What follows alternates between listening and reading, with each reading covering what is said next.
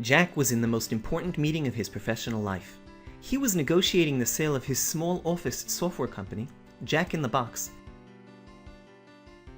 to Officecom, one of the largest office software companies in the world. Linda, representing Officecom, seemed nice and enthusiastic. When Linda asked Jack, "Tell me about your existing client base," he really wanted to say, "Well, we're a global company. We have hundreds of customers all around the world." He knew that Officecom used global in its branding at every opportunity, and that would really speak to Linda. However, he knew that wasn't true. 95% of his clients were in the US and only 5% abroad, so he gave a different answer. "Well, up till now we've been focusing on the US market. Recently, we've been looking toward the global market. We have a strategic plan in place, and we've been making great headways in Brazil, India, and the Middle East." Well, he thought, those accounts had come to them by chance, not by some grand planning effort, but that didn't really matter. Clients were clients, right? Linda told him, "I'm really amazed at how you've managed to up your sales over the last few quarters. I saw in your report that there was a consistent increase of 5% per quarter. That's a great sign that you guys are doing a good, solid job of increasing value." Jack nearly corrected Linda to tell her that the report said 4%, not 5%. But as Linda continued, he bit his tongue. "That's exactly the kind of motivation we like to see in our companies," she said. "I think this will be a great match." Jack kept quiet and smiled.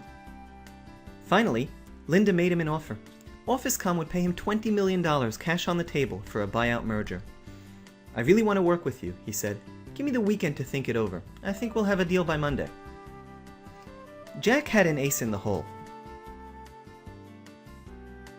He called Alex, the CEO of Global Office, a competitor of Linda's company who had also recently offered to buy his company. "Time to talk," he said. "I've got an offer of $25 million for Jack in the Box. 10% more and it's yours. I've even got the paperwork ready." Alex laughed. "No thanks, Jack. I have word that you guys are a financial sinkhole and that you're trying to sell out because you know you're about to go under. Good luck getting rid of that black hole of yours." Jack was stunned. Who could have told Alex such a thing? The company was in great shape. Maybe not as great as Linda thought, but definitely solid. Just thinking about Linda gave him a sinking feeling in his stomach. Could she have leaked word to Alex, spreading this lie so that Jack would have no alternative buyer? If so, that was really dirty play. Jack had looked forward to an exciting weekend of wheeling and dealing. Now, he knew, he'd have a weekend heavy with tough decisions. What should he do? Should he walk out on the deal with Linda? Should he just say yes? Confront her with his suspicions? Ask for more money and bluff that he had an alternative buyer?